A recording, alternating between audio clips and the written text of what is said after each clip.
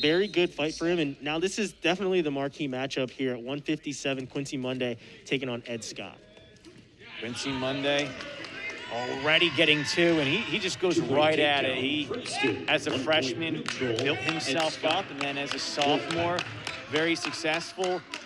But now as a junior, you can kind of sense he's got everything in the bag, but mentally he knows everywhere to go, and he's just going to use that to go full gas to the pedal. And there is the, Monday fireman's carry. His dad posted a couple of videos of himself hitting that Monday fireman's carry back in the day. So not surprised to see him look for it there. Ed Scott also has a fireman's in his bag of tricks, along with a headlock that we saw him pin Caleb Young out of Iowa with earlier this year. Both guys taking wins over Caleb Young. I believe Quincy Mondays was a 9-5 win, and Scott, like I said, was the fall. But Quincy Monday has been an attacker this year. It's one of those things that you can definitely see in that year off that Princeton had to take, is he's become truly an attacker where you have to battle in every single position because he's coming for those points. The points in his mind are his, not yours. And when you watch film on him, he's always attacking from every single position. So you have to be ready to battle. Monday's trying to bounce back after his lone loss came at the Cliff Keen Invitational on December 4th. That was in the final against Northwestern's Ryan Deacon. That was an 8-3 decision, and that's now kind of the benchmark that he wants to get to moving forward. Scott, 11th ranked in the nation. He's been very successful so far this season, a perfect 13-0, including 4 falls. And as mentioned, that fall against Caleb Young, that came 70 seconds into the match, by the way. Yeah, he's got a really tough headlock. I saw him hit it at Pennsylvania State. Scott, a couple-time Pennsylvania State champion, saw him hit that headlock back then. He's no stranger to going up top and hitting a throw. As you saw, he's going to dig the underhook. I think we're going to get a little bit of blood time here. But he's going to dig that underhook. He's not afraid to go up top. But he also uses his ability to kind of dig that underhook, go to the under-over position to hit a fireman's carry. We saw Monday looking for that fireman's, but like I said, Scott has one of those fireman's carry in his bag as well, and he uses that over-under position, sets it up very nicely, and then he'll eventually transition to just using kind of an over tie, C-grip on that elbow, and goes for that fireman's. Again, Monday had a quick takedown. Scott, a quick escape, which came within 4 seconds after the takedown. That has us at 2-1. It's under a minute to go in this first period. Both of these sides trying just to look for that spot. Here comes the shot up high. Now becomes a tie. The one thing that I definitely wanted to take notice of with Monday is he's so heavy-handed in those ties. Very heavy-handed in those ties. And working him all the way to the edge. We're going to get an action call here as Scott was pushing him to the edge with that underhook. And we're going to get more blood time here for Ed Scott. But Monday he's very heavy-handed. It's kind of an underrated thing because you see him shoot doubles from space as much as you do, as we did with Scott right off the bat. But he's very heavy-handed in those ties, and he's not afraid to control ties at all. But he will also kind of sit back and be a little bit lax with a guy, kind of lure them in. And there's another double attempt from space by Monday into this front head position by Scott. Scott looking for a go behind.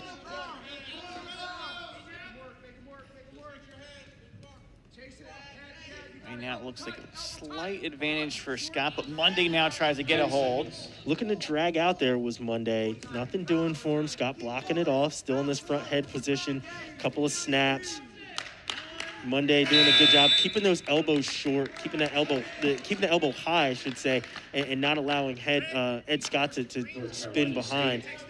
Now choice going here to Monday. Monday going to go underneath here to start the second. So Monday, obviously, we mentioned his father, Kenny, who is a gold medalist at the '88 Olympics and has been with the Tar Heel Wrestling Club, obviously for UNC. Yeah, he had a chance last year, I think, or not last year, the last season Princeton competed in, to have North Carolina over here, and now you see the Tar Heels' rival, obviously, the Wolfpack here. He's trying to get the win here at Jadwin. Yeah, and his dad, since being with UNC, as Monday gets the escape, his dad has now taken a head coaching job back in the high school ranks. I believe he was with a high school in Arlington where Quincy went to high school, and now he's in Ohio with a head coaching position. So good to see him kind of, transitioning back to, the high school ranks and really putting some things in on the high school ranks, I guess I should say.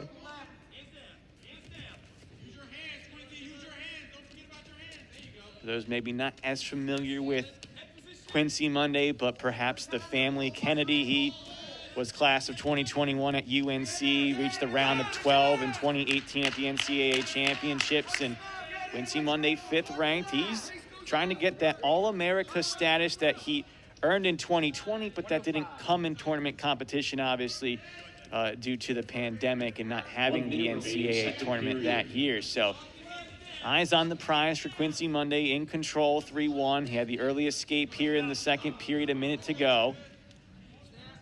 Yeah, and a guy like Ed Scott, his style is kind of tailor-made to take on a guy like Monday, because when you're an attack style guy, like some of the guys are, like Peyton Robb was up against Quincy Monday, where you're going to fire off shots, you're going to leave yourself open. And Ed Scott looking for a go behind, and he's going to score 2. Looking immediately for a switch there was Monday. Nothing doing for him. 3-3 our score, 20 seconds left. Ed Scott looking to steal this period here late. Well, the NCAA wrestlers and bench really got into the biggest and loudest moment they've had so far. Yeah, everybody has had this one. Here. Everyone's had this match start the whole week here. Oh, look at this flip here. Quincy Monday going high over the top. Not going to score any points on it. Referee's going to confer. We're going to say nothing, no points. Choice goes to Scott. He tried that right at the very end, just almost to try to flip over the top to get the Nate escape. Jackson wants to talk about this one. Now, as I was saying before, Ed Scott isn't he's more of a methodical type of attacker. He's not going to fire off shots at will, and that kind of usually works in favor for Monday, who's really good on those re-attacks. We saw it in a match earlier at the Cliff Keen Las Vegas where Monday was able to hit re-attacks, like I said, on Peyton Robb and a couple other guys. Ed Scott doesn't leave himself open like that. As I mentioned in the open, I was texting with Mike Machiavello, and Mike was saying, he has to stay disciplined. If he stays disciplined, he'll stay in this match. And now looking for a reversal here is Scott. They're just going to give it one there. Wisely, Monday jumps up to his feet and gives up the escape. So 4-3 is the score here. Ed Scott in the lead. Riding time not a factor. Shot from space there. Catches him coming in. Here is Scott. This is right where Scott likes handling those shots. Yeah. Headlock attempt here by Monday. And now they'll give it 2. There's the 2 for Scott. Monday on his heels now, trailing by 3. And what a performance here by Ed Scott. He's continuing this momentum. Last dual meet got the big pin against Caleb Young. He's at that time was ranked 23rd. He's now 11th, and he's continuing to show his way up the ranks if he gets the win here against Monday. Yeah, Ed Scott always been a grinder type of guy. Like I said, won a couple of Pennsylvania state titles. Switch attempt here by Monday, and he's out for 1. 40 seconds left. 6-4 is the score. As I said before, riding time still not a factor. Just a takedown separates them, and takedowns are definitely something that Monday has in his bag with that double, but he was only able to hit that once in the opening seconds of the match. Since then, hasn't gotten in too deep. And this is right where Monday wants to be, or excuse me, this is right where Scott wants to be. Digging an underhook, kind of eating up the clock, and 15 seconds left to go. Monday running out of time here. Got to go for something here. Final 10 seconds. Fended off by Scott, who's now trying to get control, but he's going to have the clock in his favor. And a big win for Ed Scott, taking down the top 5 opponent. And the NC State bench loves it. Tar Heels, Continuing the shutout here the is Wolfpack, Ed Scott. I should say, making it now 23-0.